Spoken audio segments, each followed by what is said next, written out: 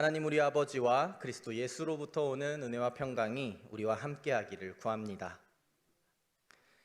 아시안컵이 진행 중에 있습니다. 어제 저녁 잘들 보내셨습니까?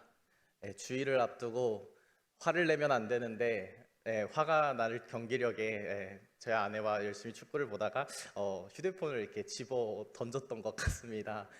조금 오버했고요. 전도사가 그만큼 화를 내진 않았습니다. 아시안컵이 진행 중에 있죠. 어제는 조별 예선 2차전 요르단과의 경기가 있었습니다. 대한민국 선수들의 선전을 기대하고 이를 통해 대한민국 국민들에게 기쁨의 소식이 들리기를 희망합니다. 아시안컵과 또 리그 여러 경기들을 보다 보면요. 경기 하루 전날에 꼭 하는 일이 있습니다. 혹시 아십니까?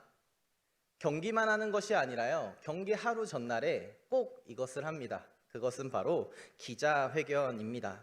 팀의 감독과 팀을 대표하는 선수들이 기자들 앞에서 각오를 다집니다. 또 상대팀 감독과 선수들을 향해 자기들의 각오를 다지면서도 상대팀에 대한 존경을 표하면서도 팽팽한 기싸움을 펼치는 것이 바로 이 기자회견 자리입니다. 이 기자회견을 그래서 전초전이라고도 하는 이유는 그 긴장감, 그 팽팽함이 얼마나 상당한지를 우리에게 알려주는 것입니다. 오늘 마가복음의 저자는 자신의 복음서에서 시간과 장소를 드물게 언급하는 편인데요. 오늘 본문에서만큼은 구체적으로 그 배경으로 특정한 시간 그리고 장소를 제시합니다. 시기적으로는 언제였나요? 14절 말씀을 보니요. 요한이 잡힌 후라고 합니다. 그리고 장소는 갈릴리라고 전해주고 있죠. 세례 요한이 잡히자 예수님의 사역이 이제 공개적으로 시작됩니다. 마가는 예수님의 사역에 있어서 세례 요한이 잡힌 것이 아주 결정적인 영향을 미쳤다라고 밝히고 있는 것입니다. 마치 경기를 앞둔 선수들과 감독이 기자회견을 하듯이 이제 예수는 공생의 사역을 시작하며 그 기자회견, 의미 있는 선전포고를 합니다. 그 내용이 무엇인가요? 15절 말씀입니다. 때가 찼고 하나님의 나라가 가까이 왔으니 회개하고 복음을 믿으라 라는 것입니다. 오늘 본문은 주님의 공생애가 본격적으로 시작되기 전초전의 말씀입니다. 축구를 통해 얻을 기쁜 소식은 그것대로 오늘 이 시간에 우리는 말씀을 통해서 주님의 기쁜 소식, 복음을 듣기를 소망합니다. 요한에게 받은 예수의 세례와 요한의 체포는요, 초대교회에서부터 주님의 공생의 시작에 결정적인 역할을 했던 사건이다라고 여겨졌습니다. 우리는 요한이 잡힌 후라는 말씀을 보지만요, 이 잡힌 후라고 되어 있는 이 단어, 헬라어 단어의 원의는요, 넘겨짐이라는 단어의 번역입니다. 마가는 이 단어를 자신의 복음서에서 굉장히 특별하게 사용하고 있습니다. 여기서는 요한이 넘겨졌다라고 말하고 있지만요, 이 넘겨지는 이 단어, 예수님에 대해서도 설명할 때 사용됩니다. 9장과 10장, 마가복음 9장과 10장에서 예수가 자신의 제자들에게 죽음과 부활을 얘기하실 때 나는 넘겨질 것이다 했을 때 그 넘겨지다라는 단어가 동일한 단어입니다. 또한 예수님이 잡혀 십자가에 달리시는 그 절정의 순간 14장과 15장에서 총 8번이나 사용된 중요하게 쓰인 단어가 이 넘겨지다라는 단어입니다.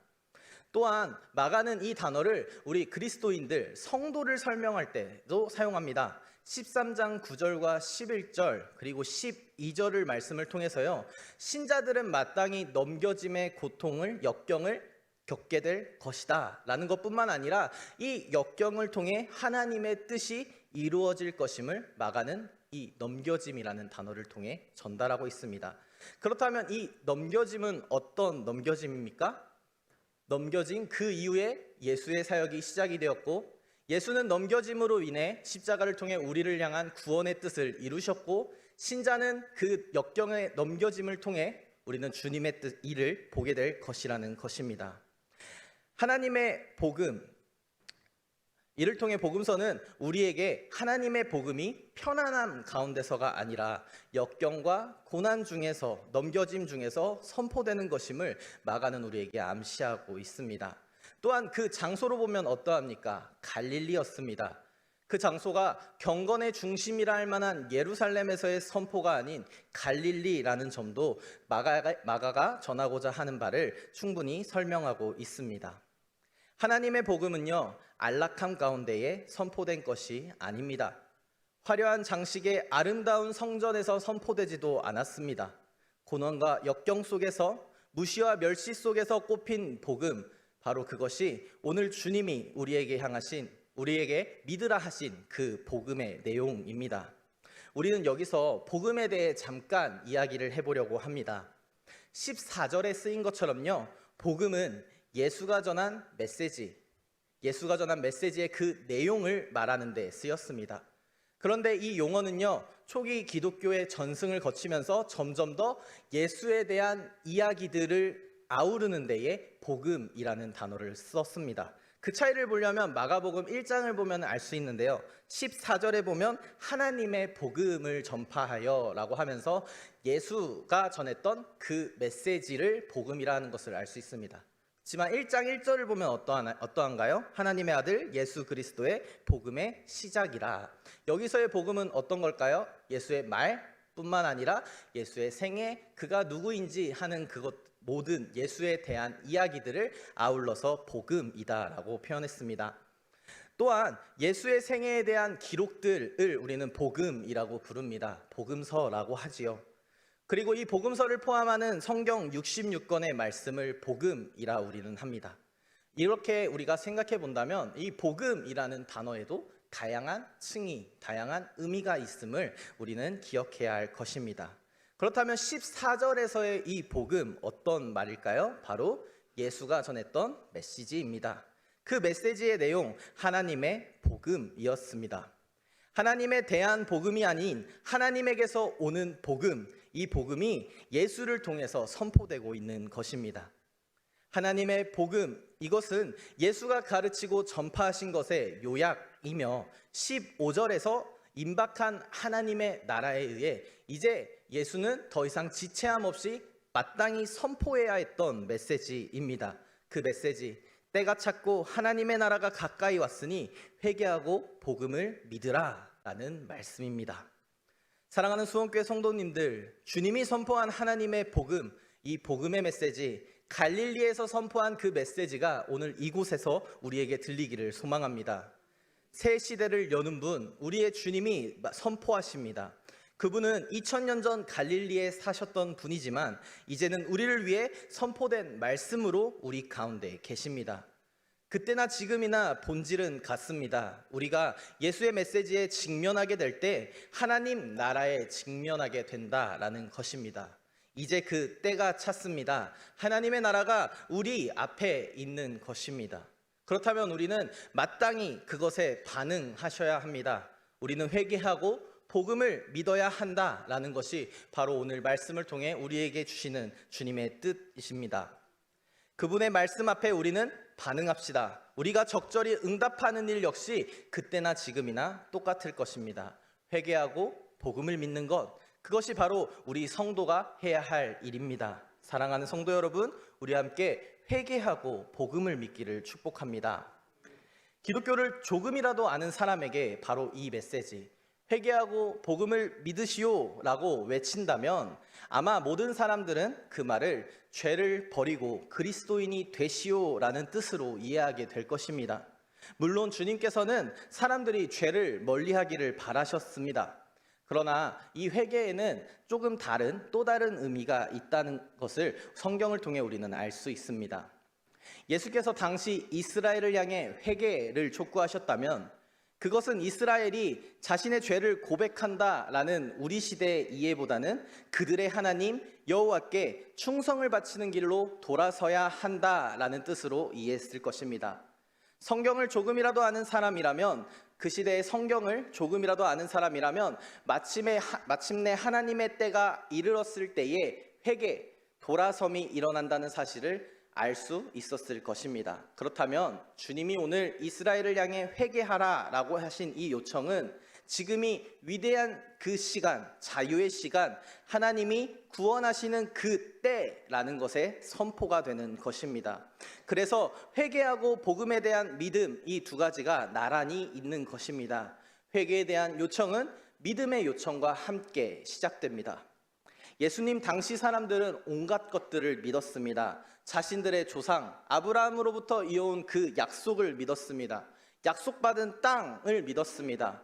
거룩한 성전이 있음을 믿었습니다. 하나님께 받은 율법이 있음을 그들은 믿었습니다. 그러나 그들은 자신들이 원하는 대로 하나님을 믿었을 뿐입니다. 그 모든 것을 약속하신 하나님이 계심을 분명히 믿었지만 그들은 자신들이 생각하는 하나님, 자신들의 필요대로 자신들을 위해서만 있을 하나님을 믿었던 것입니다. 주님께서 오늘 회개하라, 복음을 믿으라 가르치신 것은요, 그들의 하나님이 이제 새로운 일을 하신다라는 좋은 소식을 믿으라 요청하신 것입니다. 이제 그들이 내놓을 반응은 하나님의 나라가 가까이 왔으니 자신들이 믿고 의지하던 것 내려놓고 예수님과 그분이 하는 메시지를 믿어야 하는 것입니다. 때문에 주님의 부르심에 응답하는 것 그리 쉬운 일이 아닙니다. 그때나 지금이나 어려운 일입니다. 왜요?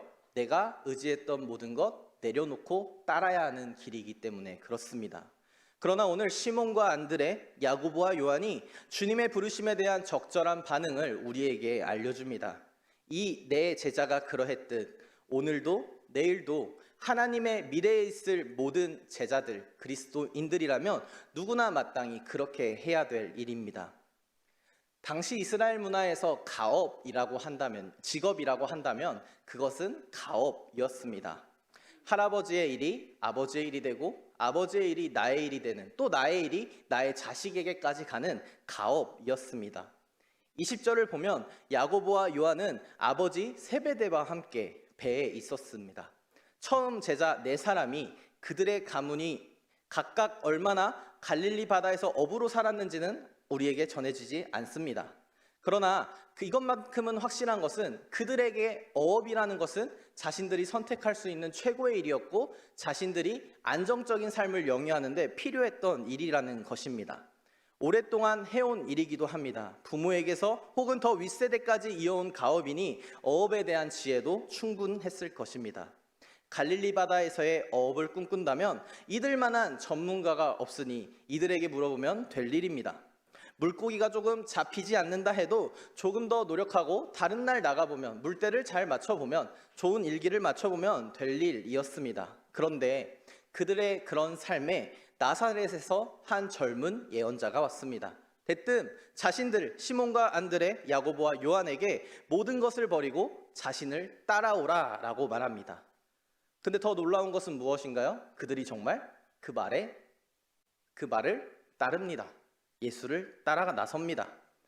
여러분, 이 이야기가 너무나 당연하게 들리시나요?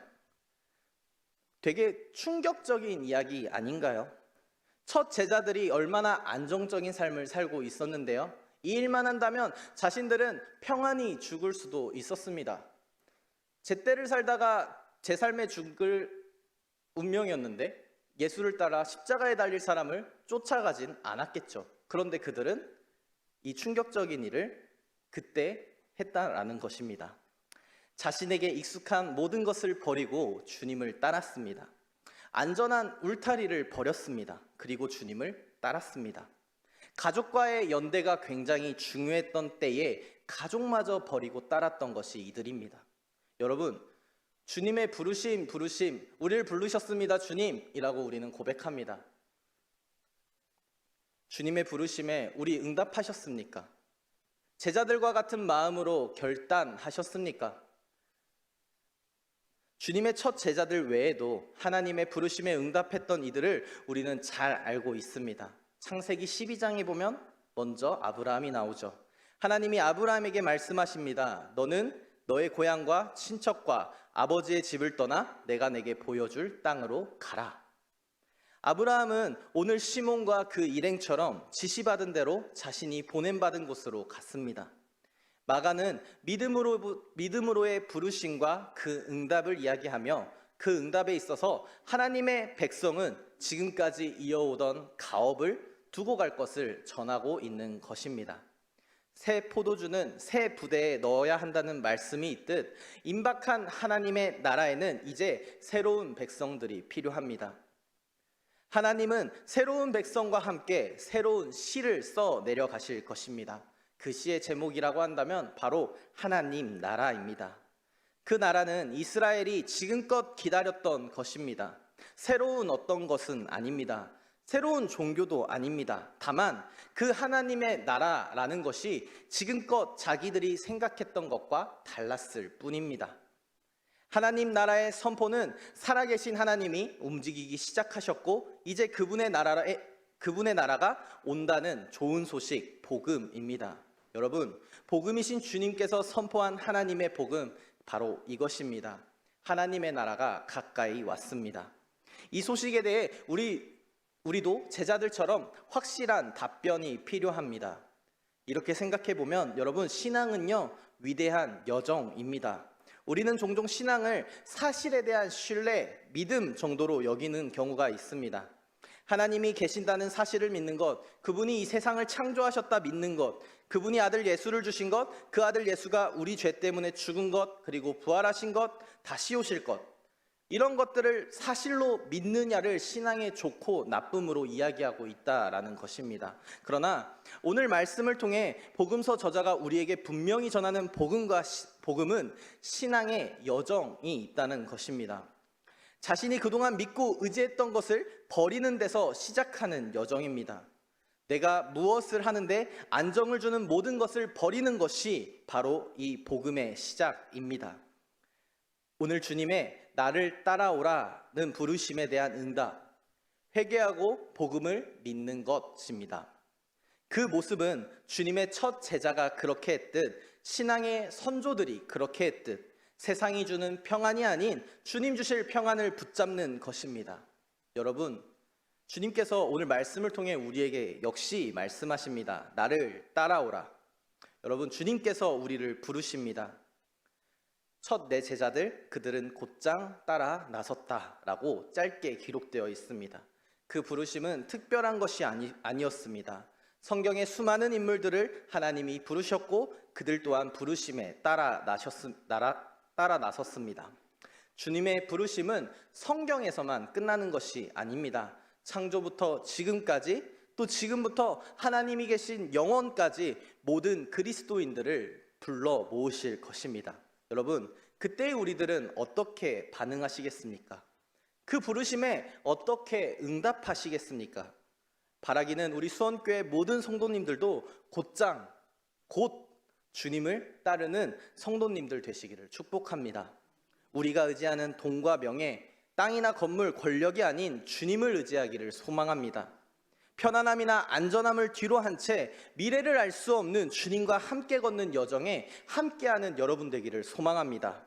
주님의 제자들은 이때부터 주님과 함께 예루살렘을 향해 나아갑니다. 그들은 그 과정에서 여러 반응을 보입니다. 배신하는 제자까지도 나타납니다. 그러나 주님은 그 부르심에 후회함 없이 그들 모두를 품고 가신 주님이십니다. 그분은 자신의 부르심을 후회하지 않으실 것입니다. 이미 그 여정의 한 걸음 한 걸음을 함께 걸어왔으니 말입니다. 사랑하는 수원교회 성도님들, 우리는 주님의 부르심에 이미 응답한 성도들입니다. 우리는 쉬운 길을 버려두고 쉽지 않은 길을 택한 사람들입니다. 바라기는 여러분들 이 여정이 어렵지 않길 바랄 뿐입니다. 주님이 우리를 부르셨고 그분과 우리가 함께 있으니 말입니다. 이 여정에 있어서 포기하지 않기를 또한 바랍니다. 닿을 수 없는 주님을 닮아가기 위해 한없이 노력하는 것과 아무리 노력해도 닿을 수 없다 포기하는 것에는 큰 차이가 있습니다. 그 제자들도 십자가 앞에서 두려워 문을 잠갔으니 말입니다. 사도 바울은 로마 교회에 편지하며 이렇게 전합니다. 하나님의 은사와 부르심에는 후회하심이 없느니라. 여러분, 주님이 우리를 부르신 그 뜻, 그분은 후회하지 않으십니다. 우리 함께 그 부르심에 응답하는 성도의 삶 사시기를 축복합니다. 우리를 부르신 주님의 그 뜻, 결코 실수가 아닙니다. 우리를 통해 이루고자 하는 하나님의 나라가 분명 있습니다. 우리를 향한 주님의 그 뜻을 우리는 알 수 없지만, 당장은 볼 수 없지만 주님은 계획하고 계심을 우리는 믿습니다.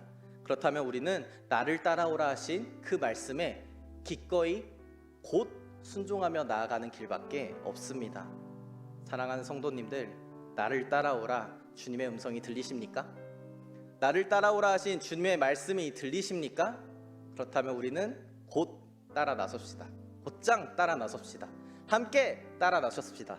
한 걸음 한 걸음 주님과 함께 그 나라를 살아가는 우리 됩시다.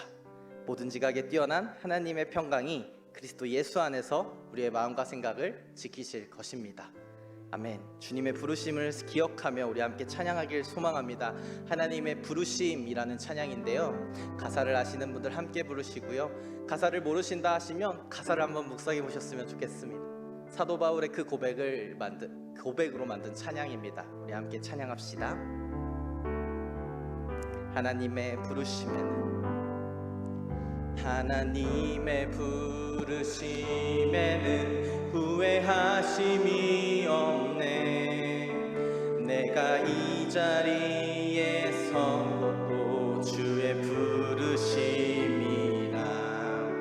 하나님의 부르심에는 결코 실수가 없네. 나를 부르신 하나님의 신실하심을 믿네. 날 부르신 뜻 내 생각보다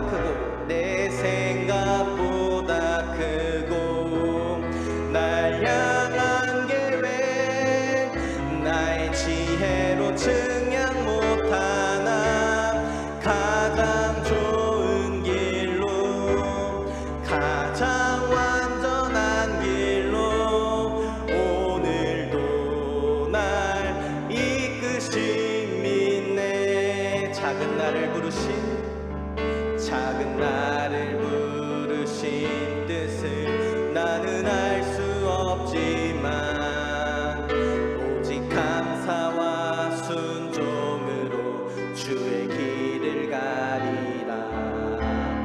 때론 내가 연약해져도 주님 날 도우시니 주의 놀라운 그 계획을 나는 믿으며 날 부르신 내 생각보다 날 향한 그 계획 나의 지혜로 증량 못하나. 가장 좋은 길로 가장 완전한 길로 오늘도 날 이끄신 믿네. 날 부르신 뜻 내 생각보다 크고 날 향한 계획 나의 지혜로 증량 못하나. 가장 좋은 길로 가장 완전한 길로 오늘도 날 이끄신 함께 말씀을 기억하며 기도합시다. 여러분, 하나님의 우리를 부르신 그 부르심에는 절대 실수가 없으십니다. 절대 후회하심 또한 없을 것입니다. 우리를 부르신 주님의 그 뜻, 하나님 나라의 백성 삼으시고자 하신 뜻입니다. 그렇다면 우리는 마땅히 하나님의 나라의 백성으로서 살아가야 할 것입니다. 세상이 주는 평안을 쫓는 것이 아니라 주님 주실 평안을 쫓는 우리가 되어야 할 것입니다. 우리 시간 잠시 함께 말씀을 기억하며 함께 결단하며 기도하셨으면 좋겠습니다. 주님, 내가 주님 따라가길 소망합니다. 나를 따라오라 하신 주님의 말씀에 응답하는 삶 되길 소망합니다. 주여, 우리와 함께하여 주시옵소서. 이렇게 기도하는 마음으로 함께 이 마음으로 함께 기도하도록 하겠습니다. 기도합시다. 주님 감사합니다. 주님, 나를 따라오라 하신 주님의 그 말씀을 우리가 듣습니다. 아버지 하나님의 그 부르심에 우리가 응답하는 삶 살기를 소망합니다. 예수 그리스도의 그 마음을 품고 살아가는 우리가 되기를 소망합니다. 아버지 하나님, 우리가 그리스도인이라 하면서 세상을 따르는 것이 아니라 그물을 그 자리에 버려두고 예수를 따른 제자들처럼 우리가 주님을 따라가길 소망합니다. 세상이 주는 평안함을 쫓는 것이 아니라, 안정을 쫓는 것이 아니라, 안전함을 쫓는 것이 아니라 주님 주실 평안을 쫓게 하여 하여 주시옵소서. 주님 주신 더 큰 위대한 것을 보는 우리가 되게 하여 주시옵소서. 신앙의 여정에 있어서 실패할 때가 때론 있을 것입니다. 주님을 배신한 제자도 있었습니다. 그러나 주님 바라기는 그 길이 어렵지 않기를 소망합니다. 아버지 하나님과 함께 한 걸음 한 걸음 걸어가니 그곳이 어디나 하늘나라임을 고백하며 우리가 기꺼이 나가길 소망합니다. 주여 우리와 함께하여 주시옵소서. 주여 주님의 나라를 이루어 주시옵소서. 주여 기도합니다. 감사합니다. 주님, 나를 따라오라 하신 주님의 음성을 우리가 듣습니다. 때가 왔으니 하나님의 나라가 가까이 왔으니 주님은 이제 그 나라의 백성을 부르실 것입니다. 주님의 그 부르심에 우리가 응답하게 하여 주시옵소서. 그 나라의 백성이 되게 하여 주시옵소서. 그 나라의 백성으로 살아가게 하여 주시옵소서. 주님은 그 나라의 백성으로 우리 모두를 부르십니다. 주님의 회개하고 복음을 믿으라는 그 말씀에 우리가 마땅히 응답하게 하여 주시옵소서. 주님, 그물과 품꾼 가족마저 의지하지 않고 온전히 주님을 따라 나선 첫 제자들을 우리가 기억합니다. 우리도 세상이 주는 평안이 아닌 주님 주시는 평안을 쫓는, 이를 위해 우리에게 편안과 안전을 약속하는 세상을 등질 수 있는 믿음을 우리에게 허락하여 주시옵소서. 주님의 부르심에 응답하는 우리가 되겠습니다. 주님 그 뜻 신뢰하며 나아가겠습니다. 주여 우리와 함께하여 주시옵소서. 우리를 부르신 그 이름 예수 그리스도의 이름으로 기도드렸습니다. 아멘. 우리 주님께서 가르쳐주신 기도로 함께 기도하시겠습니다. 하늘에 계신 우리 아버지, 아버지의 이름을 거룩하게 하시며 아버지의 나라가 오게 하시며 아버지의 뜻이 하늘에서와 같이 땅에서도 이루어지게 하소서. 오늘 우리에게 일용할 양식을 주시고 우리가 우리에게 잘못한 사람을 용서하여 준 것 같이 우리 죄를 용서하여 주시고 우리를 시험에 빠지지 않게 하시고 악에서 구하소서. 나라와 권능과 영광이 영원히 아버지의 것입니다. 아멘.